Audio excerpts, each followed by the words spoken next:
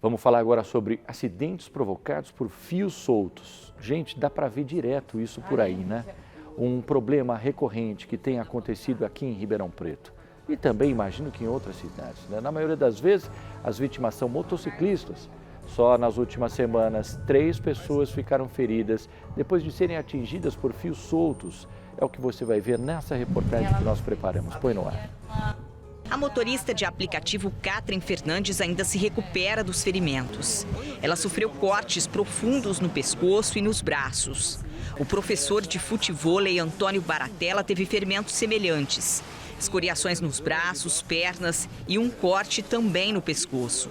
Os 2 foram vítimas de acidentes provocados por fios soltos. A Catherine conduzia essa motocicleta por uma rua perto da casa da mãe dela quando foi enforcada pelos fios soltos. Ela estava com o filho na garupa. O fio estava na rua, eu nem vi. A hora que vi já saiu roscando em mim, me arrastou, sabe? Nem sei direito o que aconteceu, eu sei que foi Deus na minha vida, viu, que eu nasci de novo.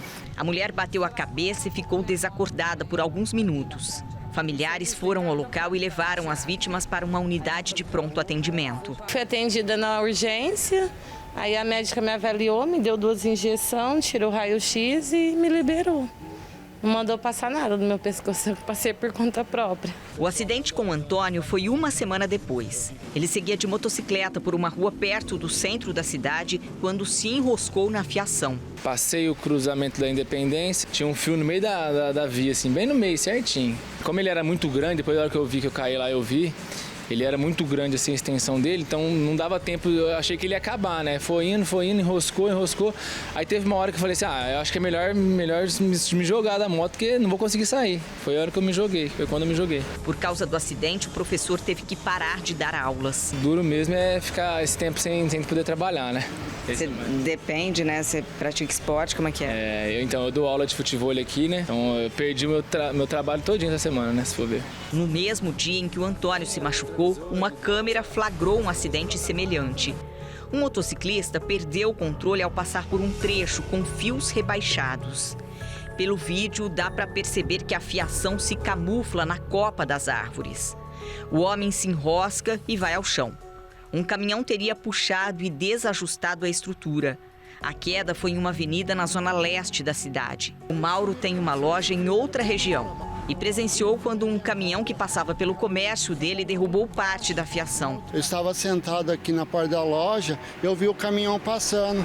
Ele estava tudo arrebentando os fios, e os fios tudo pendurado. Aí eu vim aqui na rua e gritei para ele parar, que estava arrebentando os fios. É toda semana, é colocar o fio, passa caminhão grande, já arrebenta os fios. A CPFL Paulista, empresa de distribuição de energia, explicou que compartilha os postes com companhias que oferecem serviços de rede e telecomunicações.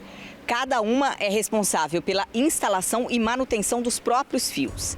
A CPFL concentra as reclamações e notifica as empresas sobre o reparo. Enquanto o conserto não é feito, em muitos casos, os moradores precisam improvisar. Nesta rua, na zona oeste de Ribeirão Preto, o cabo foi amarrado em uma lixeira. A CPFL informou que emitiu no último ano mais de 148 mil avisos às ocupantes em toda a área de concessão.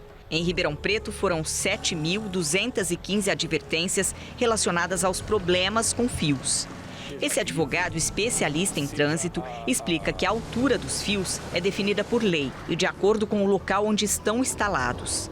Independentemente dos fatores que causaram o rebaixamento ou soltura da fiação, a empresa responsável responde civilmente por qualquer dano que ela possa provocar às pessoas. A responsabilidade da malha viária em Ribeirão Preto de fiscalização é da prefeitura.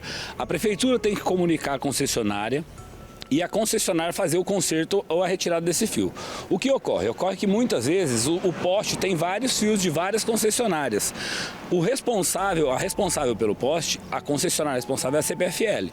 Então o agente da prefeitura visualiza o problema, comunica a CPFL tem 24 horas ou para retirar esse fio, consertar, caso seja da responsabilidade dela, ou se for, por exemplo, de uma telefonia, ela comunica a empresa de telefonia para que seja feito o conserto. A responsabilidade ela é objetiva no caso da concessionária.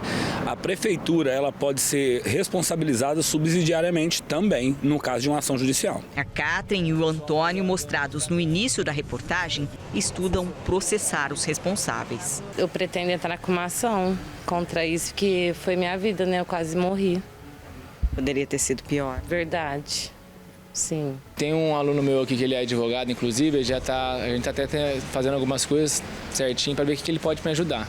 A gente vai entrar com uma ação para pelo menos o pessoal ter uma, como é que pode dizer, uma fiscalização maior, né? Porque não foi só o meu caso, foi vários casos que aconteceu, né? Então se deixar assim, se ninguém falar nada, se ninguém correr atrás, vai continuar do mesmo jeito. Não, aí tem razão mesmo, tem que reclamar, né? De acordo aí com o professor de futevôlei Antônio Baratella, os fios que provocaram o acidente pertencem à operadora de rede de telefonia Vivo. Antônio abriu um processo judicial contra a empresa, cobramos um posicionamento da companhia, mas não tivemos retorno.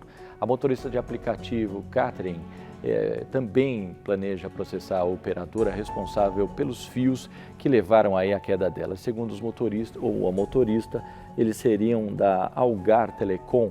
Para a produção, a empresa diz que não tem cabeamento no local do acidente. A CPFL informou que notificou os ocupantes dos postes mencionados aí na reportagem. Deixa eu só fazer um comentário rápido para vocês, gente. É o seguinte, tem lei que tem altura, tá, quem vai fiscalizar? Não tem gente que fiscaliza a altura dos fios. Primeira coisa. Segunda coisa, tem tanto político no mundo aí, gente, sabe, que quer fazer lei, faz uma lei decente, tenta ver aí um número único para reclamação de fios soltos, um número que seja nacional, um número que você consiga identificar isso, sabe, para você centralizar as reclamações, já que elas são tão intensas, tem tanta quantidade, e você consegue mensurar isso através de dados estatísticos. Sabe? Aí você vê, você tem como cobrar essas operadoras, porque é muito fácil usar o poste da CPFL e abandonar o serviço lá. Eu mesmo pedalo por aí, o que eu vejo de fio, você também deve ter visto um monte de fio na sua cidade, na sua região. E olha o que acontece, pode matar uma pessoa, gente. E vou dizer uma coisa para vocês, como cidadão, se você vê qualquer fio caído em algum lugar, tenta acionar, tenta ajudar, tenta acionar, porque pelo menos você pode evitar algum acidente grave, né? Mas que tinha que ter um número único para você ligar e reclamar de fio solto, isso devia ter, né?